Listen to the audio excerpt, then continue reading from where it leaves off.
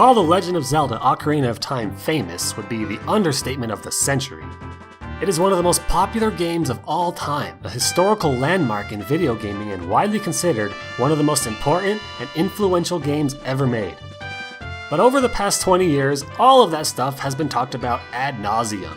And in my Legend of Zelda Retrospective, I am more interested in exploring how Ocarina of Time furthered the evolution of the Zelda series, as well as pinpoint how it distinguishes itself from its fellow Zelda titles, and find out how this 1998 Nintendo 64 game holds up more than 2 decades later. The idea that any Zelda game could revolutionize and reimagine the series to the extent that the legendary A Link to the Past did sounds utterly laughable. But that might be what we are in for as the series propels itself into the third dimension with its 5th installment. Bringing the world of Hyrule to life in 3D is a truly daunting task, and a 5-year wait between games surely did not ease the pressure. But with the series' directorial debut of the competent, creative mastermind Eiji Aonuma, along with heavy-handed input from the great Shigeru Miyamoto, the terrifying leap forward for the Zelda series was in good hands. So let's take a look. For the first time in the series, the title screen does not reveal any plot at all, rather showcasing Link riding a horse around Hyrule behind some beautiful music.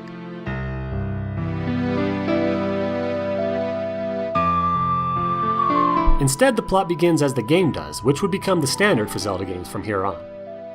Only a tiny bit of story is revealed at this point. Link lives in the Kokiri Forest, a modest little town on the outskirts of Hyrule which is watched over by the great Deku tree. Link exists as a sort of outsider. He doesn't have his own companion fairy like the other children, and he is plagued by cryptic nightmares. The game begins with the Deku tree speaking of an impending evil, and believes Link to be the one destined to stop it. The Deku tree is obviously an ancient sort of deity of Hyrule who has clearly seen some shit. He talks like someone straight out of the Old Testament, so there's no inclination to doubt him like there was the owl in the last game. As such, we know that Link really is the predestined hero, which I have explained in the first episode, but now we get to see a glimpse of it in-game. The Deku Tree sends Link a fairy named Navi, and she accompanies Link throughout the entire adventure. Link has always been a lone wolf before, but very rarely would he ever be again. Navi is the first of many companion characters in the series, and she serves a number of purposes. She is a convenient way of offering hints, a bit less contrived than the wallstones of the previous 2 games. But she is also a vessel through which Link interacts with Hyrule. Link of course doesn't talk, so Navi is a way of communicating with people or commenting on circumstances. It's very subdued in Ocarina, with Navi falling by the wayside very shortly into the game, but future companions such as Tatl and Eslo would go on to become essentially voices for Link. Navi lets Link focus onto enemies or objects, and with the press of a button she can provide details about it. This means for the first time we can learn the names of enemies without the aid of an instruction manual. Unfortunately though, Navi often well oversteps her bounds of helpfulness into the realm of straight up annoying, commenting on the most obvious of shit well into the game even when not called upon. Ocarina of Time is the first game to become a little too hand-holdy for my tastes, and unfortunately this would not improve as the series progresses, but worsen, and dramatically so at times. It's a little more forgiving in Ocarina simply because of how new this type of game was. Many players would undoubtedly be confused, lost, or otherwise disoriented, and Nintendo was not wanting to alienate anyone. But this doesn't mean the game is aged well in this regard. And there's a few moments of hand-holding that are outright inexcusable in my opinion. Like in the Fire Temple, a Goron will tell you about a hidden door at the temple entrance, which would have been a great rewarding thing to find out just by studying your map. The game opens in Link's house, and interestingly, it actually begins in a top-down perspective, probably as a way of easing in Zelda veterans. But after leaving the house, it shifts into the traditional third-person perspective of Super Mario 64. But unlike that game, you don't have direct control over the movement of the camera. You can only control the camera in 2 ways, by centering it right behind Link, which the game will do automatically if left alone for a few seconds, or by targeting onto objects with Navi. This keeps the object in center view and lets Link strafe around it, a brand new element of gaming at the time, which allowed for intuitive navigation of the 3D space during combat. You can also shift into a first-person perspective with the press of a button, or by pulling out a long-range weapon, although you can't walk around in this perspective. It's a critical tool for locating objects in the environment as well as immersing yourself in the new world, but once again this is an area that has aged poorly. When looking around without an item, the camera will snap back to Link's eye level, meaning to look up and around you'll be in constant battle with the camera and the controls are pretty fucking terrible. Aiming is super jumpy, making precise shots extremely difficult without a ton of needless practice, and the Y-axis is inverted with no option to change it. which was customary for the games that I grew up with, but this is a year after GoldenEye, which at least offered the choice. Nowadays, the default for games is not inverted, which myself and likely most everyone else has long since adapted to, meaning going back to these N64 games nowadays can be quite annoying. Fortunately though, these control issues are largely eliminated in the 2011 remake of Ocarina for the 3DS, making this the recommended version for newcomers. It also fixes some other outdated mechanics too, such as some inventory management issues, slow menu speeds, and slow text speeds. Some stuck-up Zelda purists like myself have issues with the 3DS version, but don't let anyone tell you that it's not the better fit for a first-time player who is more acclimated to modern games. But for a quick example of its shortcomings, the sped-up text speed is 90% great, especially for Navi, but the slow text speed in the original version actually adds quite a bit of weight to scenes, especially with the Great Deku Tree. You get this sense that he is this ancient and important entity like the Ents from Lord of the Rings, so it doesn't make sense that he'd be talking quickly, and it diminishes the impact of his words by a considerable degree. Another example is that the 3DS version is even more hand-holdy, spelling out tricky puzzle solutions and ruining the reward of solving them yourself. Also, the lighting is very bad on 3DS. Everything is ridiculously bright, which betrays the effects of certain moments and scenes. Upon exiting Link's house, the game introduces us to a new character, Saria, who is a childhood friend of Link. I never cared for Saria much. Her character begins and ends with childhood friend, but we never see any sort of bond between them. It's just talked about. Link even runs away from Saria at one point, which I guess is something like he can't bear to say goodbye to her. It just doesn't really work in my opinion, and I kind of cringe at this scene. After regaining control of Link, the game introduces us to its newfound Z-axis immediately, with the very first action required of you to be to climb down a ladder. This element of verticality is going to be absolutely huge for level design, as well as overworld design to a lesser extent. Walking around Kokiri Forest, you can jump onto the roofs of houses, climb vines to higher ledges, walk across suspension bridges. Kokiri Forest is essentially a playground to get used to all of these new elements, and the game actually forces this on you in a way, by locking you into the forest until you've collected enough rupees to buy a shield. You'll be rewarded with rupees by practicing the new controls, such as jumping, which Link performs automatically as he approaches a gap, as well as crawling through a tiny crawl space, and looking behind houses or hidden crevices, none of which would make sense in an overhead perspective. The game helps keep you oriented with a mini-map in the corner, the first of its kind for the series. It's a great addition and tremendously helpful, but for seasoned players, it only clutters up the screen. You can only turn it off temporarily, which is another improvement made by the 3DS version where you can turn it off permanently. This whole stint in Kokiri Forest is a good indicator of the game's newfangled pacing. Ocarina of Time, in stark contrast to the previous 4 games, is extremely slow. The scope has been increased tenfold. No more 3-second romps through tiny deserts. Now everything has a lot of weight to it, with sweeping pan-over cutscenes to introduce each area, and a ton of different things to find or accomplish. This increase in scope is going to play into every aspect imaginable of Ocarina. Dungeons, puzzles, music, story, everything. Opening the first chest in Kokiri Forest is a huge spectacle and takes forever, hammering home this point of extreme grandiosity. It creates a tremendously different feel while playing, which to me is a good thing, as I like Zelda games that are large in scope and feel epic, but I can also see it causing a divide with people who prefer the sharper, fast-paced A Link to the Past. I will say it hurts the replayability a lot. A Link to the Past is a 3 or 4 hour game that I can pick up anytime, but Ocarina is much more of an investment that I'm less likely to pick up on a whim. So again, we have Zelda games complementing one another rather than trying to outdo each other. But whatever your feelings towards this new sense of grandeur, it has to be said that Kokiri Forest is absolutely genius in its design, and forcing you to wander around it to find rupees is a seamless disguise of a control tutorial and a perfect immersion into the game world. This incredible design continues and even heightens as you enter the game's first dungeon, which takes place inside the Great Deku Tree. This dungeon is the perfect teacher of all the new gameplay possibilities that are opened up with the Z-axis. The very first room is a tall vertical shaft where you must climb to the top and jump down to gain enough force to break a web and fall to the basement. You get the slingshot in this dungeon, which is a nifty long-range weapon and a useful one at that. In 2D games, it sometimes feels like you have to work in using the bow, as you can generally just walk up to enemies. But this isn't always possible anymore. You have to aim the slingshot vertically to take down spiders crawling on the vines above you or hit switches high up on walls. And all the other items greatly benefit from the new axis as well. The bow is the same as the slingshot, only for adult Link instead of child, and can now shoot elemental arrows which replace the fire and ice rods. Like before, they're not too useful generally speaking, but they have their moments. Did you know you can use an ice arrow to freeze this Bongo Bongo hand, and the other hand will try to break it free? That is a really neat detail considering the game guides you to this temple before getting the ice arrows. Bombs can now be tossed up onto ledges as well as dropped down beneath you, and there's a new type of bomb that zooms along the ground and up walls and explodes on contact. The boomerang now arcs awkwardly and can hit a switch behind a glass wall, but overall is probably the worst iteration of the boomerang in the series. It feels clunky and it doesn't shoot all that well. The next time we see the boomerang in 3D Zelda, it would be far more enjoyable and useful. The hookshot works as before, letting you grapple across gaps as well as vertically now of course, onto vines or tree branches or what have you, and it even comes with a longer range option. The hammer returns as a two-handed weapon that can drop pillars down and shatter boulders. The mirror shield now actually works like a mirror, being able to reflect light for puzzle solving, as well as absorb magic energy and release it in a very memorable boss fight.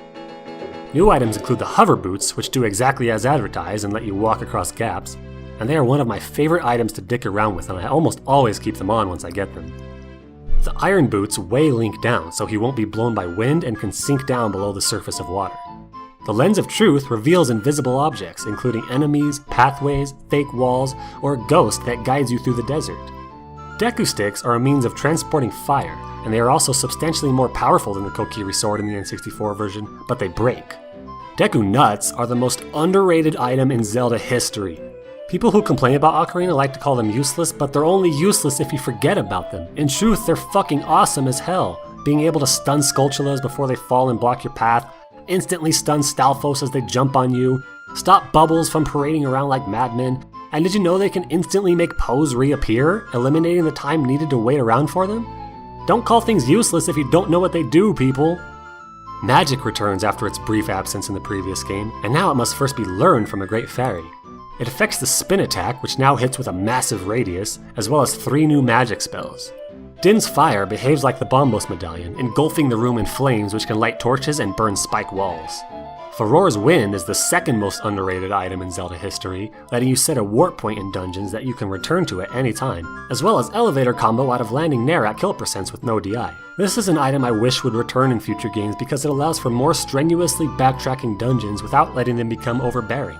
There's a lot of times in the game where Farore's Wind comes in handy if you simply think to use it. The last spell is Nehru's Love, which is a lot more balanced than the Cane of Birna, giving Link immunity to damage but not from knockback or incineration of your shield. But it's still extremely useful if you're at a quarter of a heart left and a giant Bongo Bongo hand is flying at your face. All of these items bring back the impressive variety in combat that we saw in A Link to the Past, as do Link's customary new abilities, such as strafing, side-hopping, backflipping, and new sword techniques such as vertical and horizontal swipes, instant spin attack, the return of the stab from Zelda 1, and the new jump attack. The shield gets its own button and can be aimed in the direction of oncoming attacks or hidden underneath. We also get the series debut of a combat theme, which is nothing special in Ocarina, but will hopefully improve in future titles. New enemies are great. The previous 2 games had been really lacking in daunting enemies, but they return in Ocarina with Stalfos, Iron Knuckles, Reedheads, among others. The new third dimension adds a lot of variety to combat as well. Enemies dive bomb you from above and crawl out from under the ground, and bosses tower above you. The game forces your creative hand in the final battle, where your sword is ripped from your person and you are made to improvise. So this might very well be a chance for the game's least used item, the Megaton Hammer, to finally get its moment to shine. But I'm getting ahead of myself, so let's return to the Deku Tree. Everything about this dungeon is establishing all the new possibilities that Ocarina has in store. The puzzles are unlike anything seen before. No longer do they stick out like a sore thumb as here are the designated puzzle areas, but instead they are interwoven into the environment. The puzzles in the Deku Tree revolve around breaking spider webs. We're not looking for switches to open the webs, we have to think about what we can do to bypass this kind of obstacle intuitively. The first web we need to break with the force of momentum by jumping from a high place. The next one is burned by a torch being lit, and now that we've seen the web's vulnerability to flames, we have to find out how to light the next one on fire. The solution is not handed to you. You have to think in such a way that no previous Zelda game has asked you to think. These sort of intuitive, environmental puzzles will be found in every single dungeon, and this means the variety in puzzle design is just outstanding, and a tremendous step forward for the series.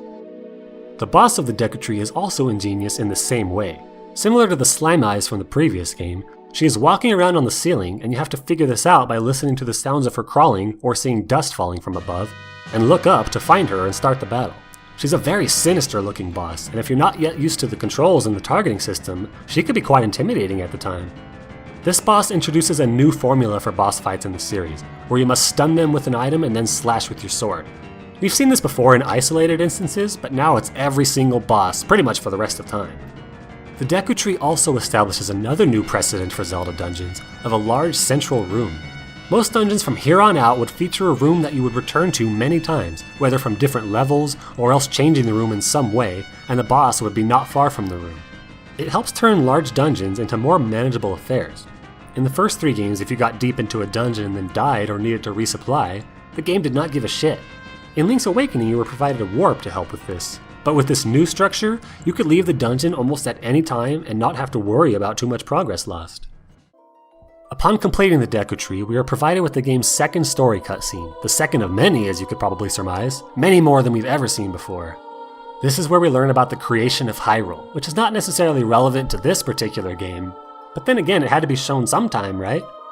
In Skyward Sword, which is a game where it might be more relevant, it wouldn't fit in anywhere in the story, plus that game is not for another 13 years. The Deku Tree also warns Link about a wicked man of the desert, the same one from Link's Nightmares, who intends to invade the Sacred Realm and seize the Triforce. A Link to the Past players will notice that these events seem to line up with the backstory provided by the Seven Maidens, how Ganondorf the Thief had invaded the Sacred Realm and claimed the Triforce, transforming the realm into the Dark World and himself into the Beast Ganon. The Deku Tree doesn't tell Link his destiny outright, but in his dying breath directs Link toward Hyrule Castle to meet with Princess Zelda. Before leaving the forest, Saria gives Link her ocarina as a parting gift. This ocarina is even more impressive than ever, as we can now play it manually with different buttons corresponding to different notes.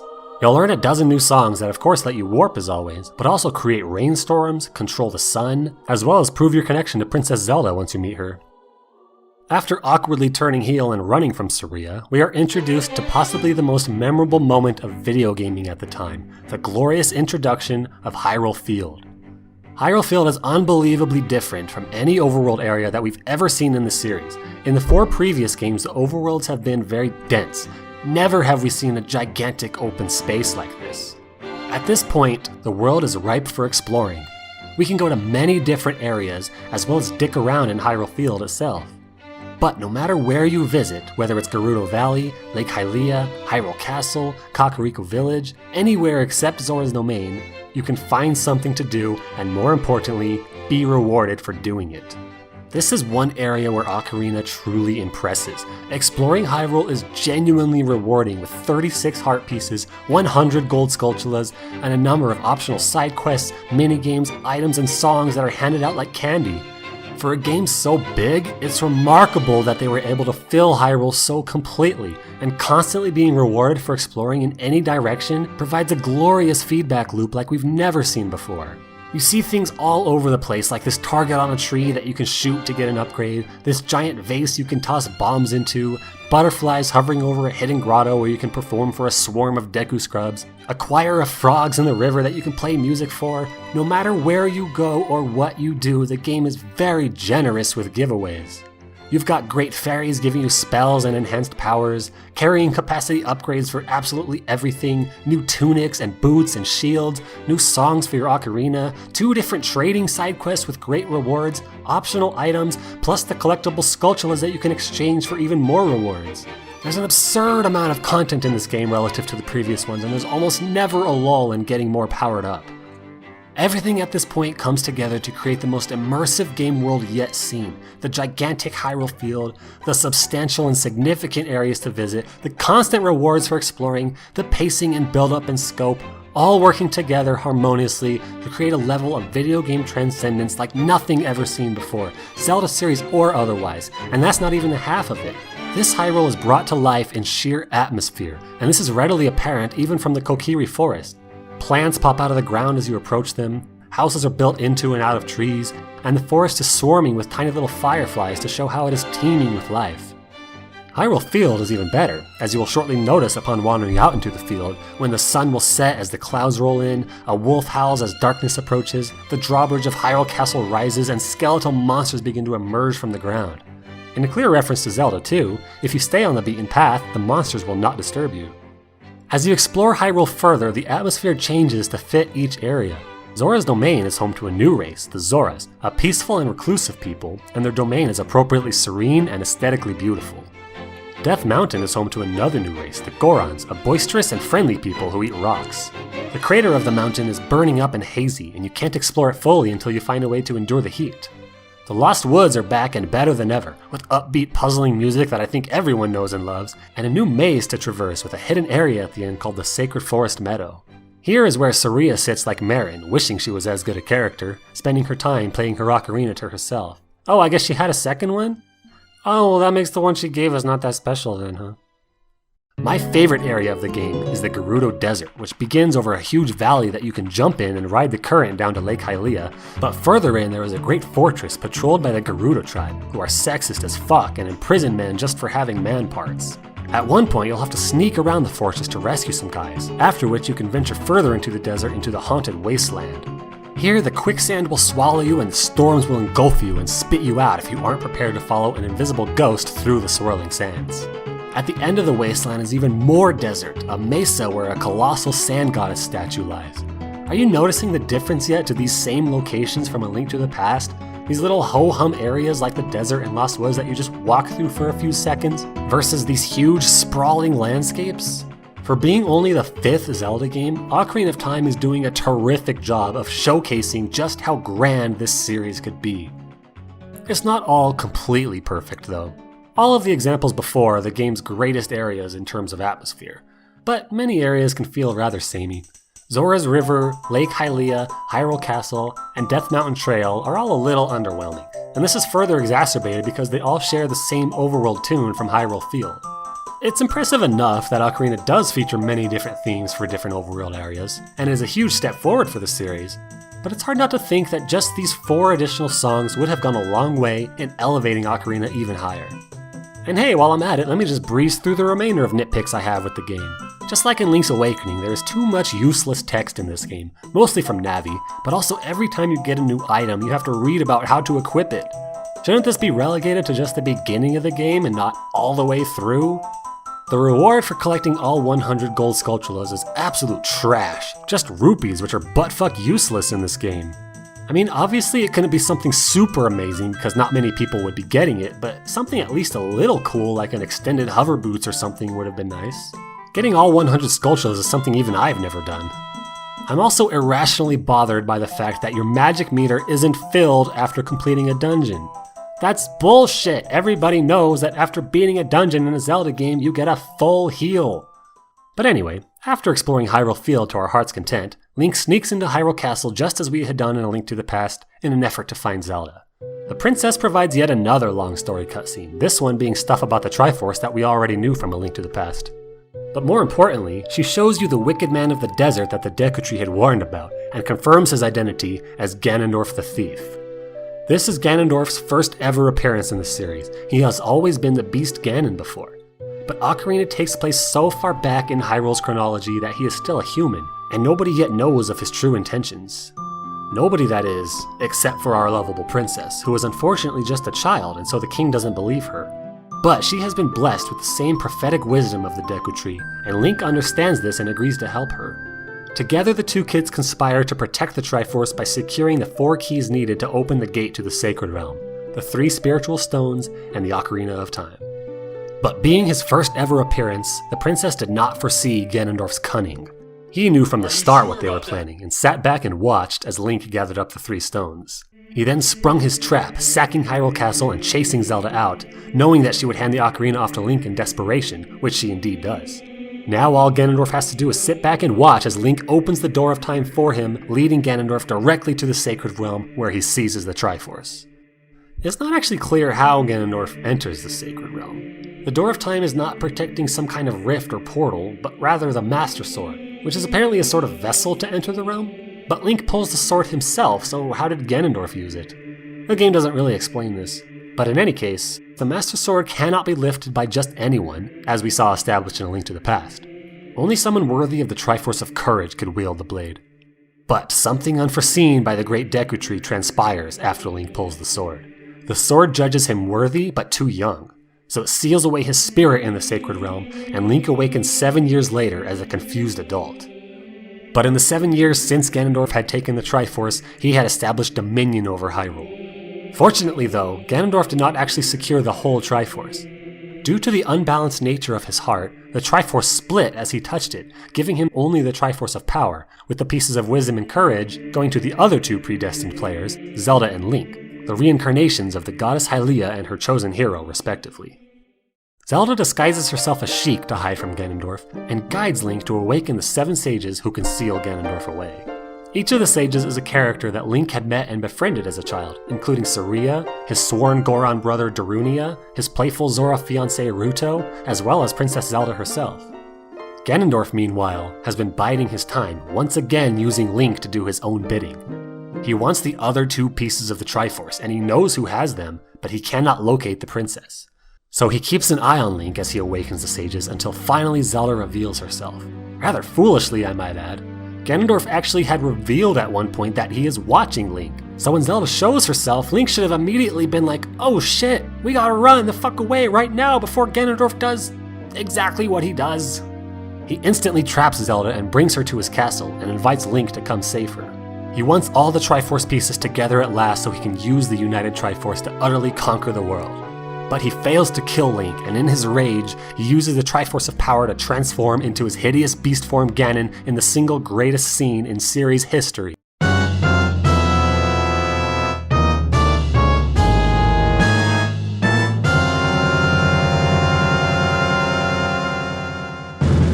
But Ganondorf was playing with fire in allowing Link to awaken the sages, and with the power of the Master Sword proving too much for Ganon, Link is able to weaken him enough to the point where the sages can finally seal him away. All of this is about as classic Zelda as you can get. I really love how the series keeps going back into Hyrule's history rather than forward, laying down elements that have already been established. The parallels with A Link to the Past are of course readily transparent, where in that game the sages are already present and need to be rescued. Here we are actually awakening them for the first time, for Hyrule's first ever war against Ganon. I love how it ties into A Link to the Past in a way that no Zelda game has tied into one another so far. So much series groundwork is laid down in Ocarina, and it provides many different jumping off points for future games, which the series would proceed to go batshit crazy with in the future. But even taken on its own, this story is one of the all-time greats. It's the most cunning that we ever see Ganondorf by a long shot, and Zelda is also more interesting than she's ever been, undergoing a lot of development and growth. She blames herself for Ganondorf's takeover of Hyrule, and she's kind of right. If she and Link had simply done nothing, then Ganondorf might never have gotten the Triforce. But it's more her dad's fault for not believing her in the first place, and Link's for going along with it, and the Deku Tree's for choosing to spend his final moments explaining the origin of the Triforce rather than the more pressing matter of what should be done about Ganondorf.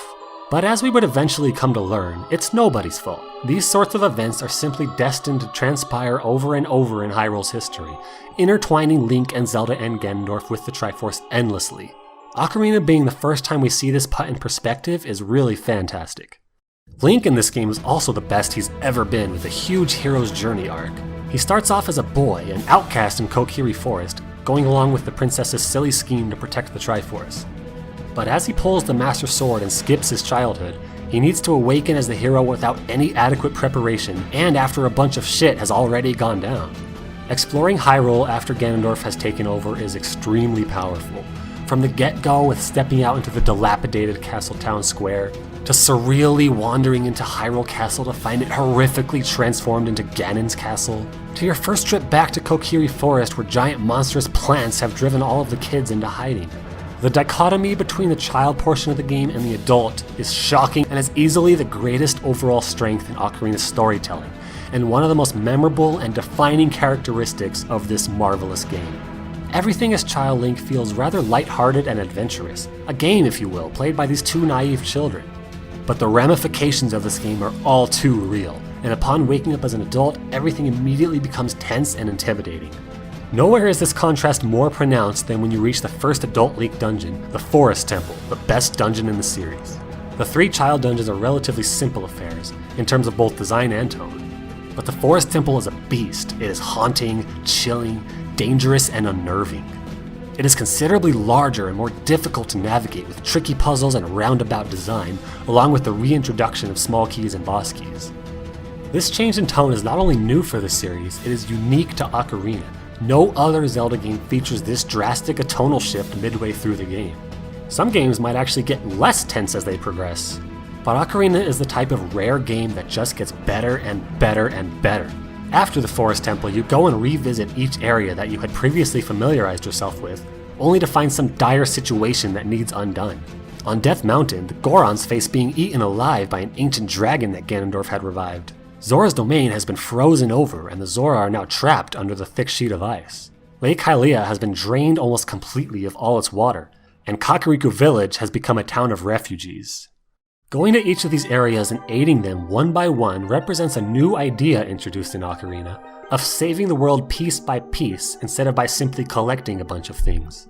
And we actually see Hyrule improving as we help it. Lake Hylia refills with water, the smoke cloud atop Death Mountain dissolves, the Gorons return from the Fire Temple, and the monsters leave Kokiri Forest as a new Deku tree is born. The lone exception in all this is that we never see Zora's domain unfreezing, which sticks out as very odd and disappointing. Dungeons exist in a similar vein in that they are actually important or sacred places that have become infested and need to be cleansed. This is how most dungeons would exist in the future, and it makes more sense this way, rather than just a number of random evil labyrinths littering Hyrule. Each dungeon in Ocarina, like the puzzles featured inside of them, feel very natural, like something that would plausibly exist in this world, and each are remarkably different from one another, with unique puzzle motifs, themes, and well-suited enemy assortments. Dodongo's Cavern is a place where Gorons go to mine delicious rocks, and as such it is more horizontally sprawling than the Deku Tree, and full of lava pits. In the center room is a great Dodongo skull where you must light up its eyes with bombs to open its mouth. Jabu Jabu is another great deity like the Deku Tree, who also needs cleansing from the inside. He's full of parasitic jellyfish and electrical infestations that must be eradicated, and you must escort the Zora princess who is also looking for the spiritual stone.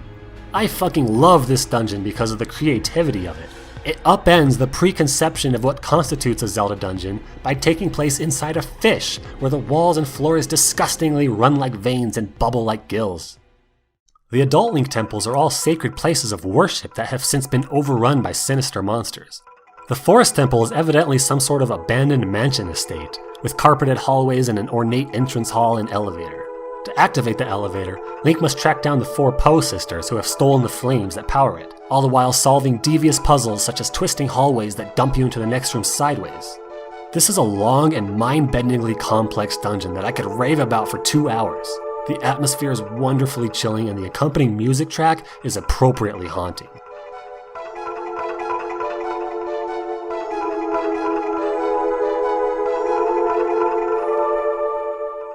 The Fire Temple takes place in the crater of an active volcano, and as such it is so hot that Link needs to wear protective gear. This dungeon sprawls vertically, spanning many stories, and at the top Link must pound a great column down to fall to the bottom floor so he can use it to cross a lava pit, all the while freeing all the captured Gorons and eventually facing the revived dragon himself. The music in this dungeon used to be fucking great in the earliest copies of the game, before Nintendo changed it into something really lame and unbefitting. The Water Temple takes place underneath the Great Lake, where Link must don gear that allows him to breathe underwater so he can sink down to the Gungan City and solve puzzles from below the surface. This dungeon is a fan favorite, he said sarcastically, although personally it's one of my all-time favorites.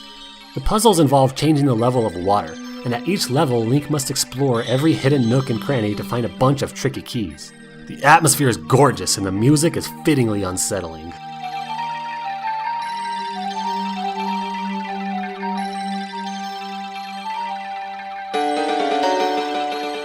The Water Temple also reintroduces Dark Link from Zelda 2, who fights in the same manner by mirroring Link's actions, so you're gonna have to come up with a different strategy than just swinging your sword like a madman. The reason people don't like this dungeon is because of the excessive backtracking, to which I say, use the tools at your disposal, guys. The game provides you with a spell that lets you set a warp point anywhere and teleport back to it at any time. Farore's Wind can actually turn this dungeon into a 20-minute affair if you're smart enough to just think to use it.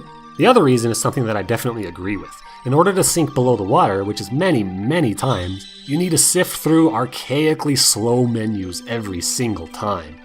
This is another major reason to play the 3DS version, which fixes this issue and makes the water temple just superb in my opinion. Although it's worth noting that Dark Link is disappointingly easier in this version. Also, combat underwater sucks. You can only use your shield and hookshot, and this can get pretty annoying. Like in A Link to the Past, the 3 Child Link dungeons must be completed in order, but the Adult Link dungeons have a lot of leeway in which order you complete them. Both of these games strike great balances between structured and free roaming, but unfortunately, this would be the last game to do so. No Zelda game for the foreseeable future will let you do any dungeon out of order, outside of one single instance in Oracle of Seasons. The potential for sequence breaking is extremely high in this game, which greatly enhances the replay value. The next dungeon is the Shadow Temple, and oh boy is this place a doozy. It lies in the depths of a graveyard, and as such is full of reanimated corpses, skeletons, guillotines, blood on the ground, and some sort of sacrificial altar or torture device. The spirits in the temple speak with you telepathically, telling you cryptic, unsettling things about the untold sick history of Hyrule's greed and corruption. It's a fucking terrifying place, and not surprisingly, the music is just perfect.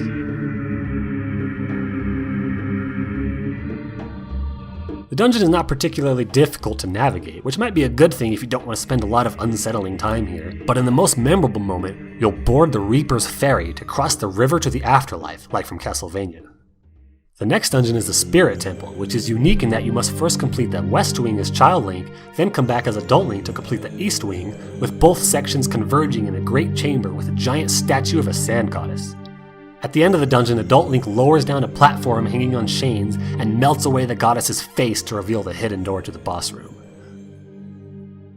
In a new staple for the series, Ocarina introduces mini-dungeons, all of which give out an item, but are shorter and lack a traditional boss. The bottom of the well is similar to the Shadow Temple, and the only scary place that you visit is Child Link, where the creepiest and most disturbing of mini-bosses awaits. The Ice Cavern is aesthetically wonderful and with great music, although this puzzle of collecting silver rupees is a bit of a pain and way overused in Ocarina's dungeons. The final dungeon is of course Ganon's Castle, which establishes a new tradition for final dungeons in the series. You first complete sections that are themed after all of the previous temples to extinguish the barrier surrounding the central tower. As Link climbs the tower up the spiral staircases, Ganon's familiar theme plays, steadily growing louder and louder, with more and more powerful enemies engaging you. The tension escalates as the music does until you finally emerge outside Ganondorf's door in the most heart-pounding moment yet seen in the series, and open it to find it is he who has been playing the music on an organ, waiting patiently for Link to arrive, Zelda entrapped and terrified above him. The fight with Ganondorf is suitably epic as he smashes the floor away and pushes Navi back with dark magic. The whole finale of Ocarina is one of the single greatest stretches in series history, from the ascending of Ganon's tower to the epic duel with Ganondorf, then escaping the castle with Zelda as it crumbles around you, witnessing the transformation into Ganon amidst the rubble, and finally jamming your sword through Ganon's skull with blood spurting everywhere. Seeing the coming of age of Link, beginning as the boy without a fairy having nightmares about Ganondorf, to this great warrior decked out in badass gear and taking his foe head on. Fans of Avatar will recognize this exact same pacing, where the first episode is called The Boy in the Iceberg, and the last one is called Avatar Aang, bookending his journey and his transformation. This is where all that increased scope and grandeur that we've seen since the very beginning in Kokiri Forest meet its ultimate payoff. This finale would not be possible without the vastly revamped pacing, and now you see why I prefer this type of pacing to that of the previous games. Ocarina of Time is the first game in the series where after it ends, you just have to put your controller down and be like, holy shit, that was fucking awesome.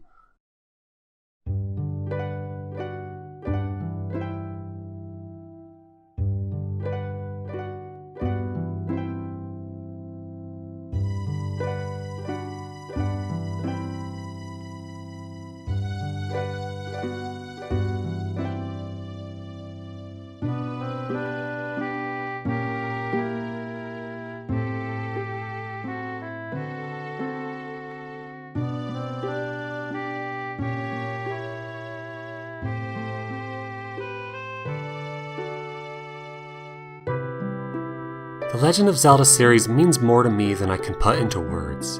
These games were the ultimate escape from the hardships of life and growing up, an outlet to feel things I couldn't feel elsewhere, experience things I couldn't experience. I love these games to death and the characters within them. and the beautiful worlds brought to life time and time again. And to me, Ocarina of Time is the ultimate manifestation of that feeling. Nostalgia is one of the most powerful forces in the universe, and the time and place in which I first played Ocarina can never be outdone or replicated ever again. It's not the first Zelda game I played, or the one I played the most, but for how good it was, being not just a jack-of-all-trades Zelda game, but a queen of them, combined with its impact on me and my life at a time when I was most impressionable, I'm not even going to pretend to try and remove myself from the nostalgia. It's impossible. I can't sit here and tell you that Ocarina is the best Zelda game ever made. I literally have no idea, because I can't and don't want to detach the feelings that come along with it. I see this great divide in Zelda fans, as well as other fandoms of course, at each other's throats over how good or bad certain titles are, or how stupid you are for liking this one. All of this fueled by my own past self, no doubt. But I look back on that person with nothing but shame. The beauty of the Zelda series, or any fictional works at all, is that they mean different things to different people. There are people out there who feel the same about my least favorite Zelda game as I do about Ocarina, because it was there for them at a time when they needed it to be.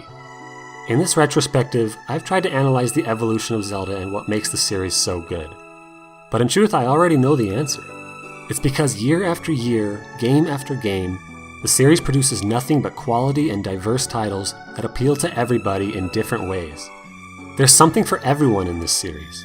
This game here has a gripping story that leaves your heart pounding. That one there has a gameplay mechanic that is exactly what you didn't know you wanted. This one over here has a variety of puzzles that challenge your intellect. This other one has exhilarating combat strategies that test your skill.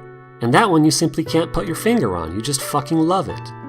What's so remarkable about this series is how much heart is put into each game, consistently, time and time again for over 30 years and counting.